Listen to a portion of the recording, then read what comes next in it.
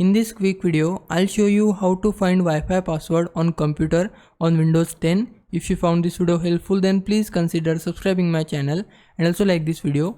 Firstly, search on your computer control panel and then open control panel window in your computer.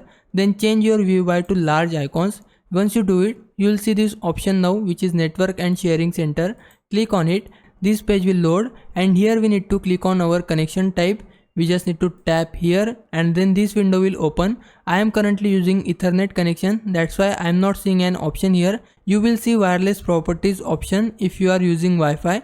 Click on it and then you will see this new window. Here go to security, which will be on the right side of connection. Once you tap on it, it will show you this page. Now here you can see network security key. This is your Wi-Fi password. By default it will be not visible. To show it, tap on show characters and there you go. This is your Wi-Fi password. Now if I was a big help, can you please subscribe my channel? I would really appreciate it. For now, thanks for watching. Bye bye.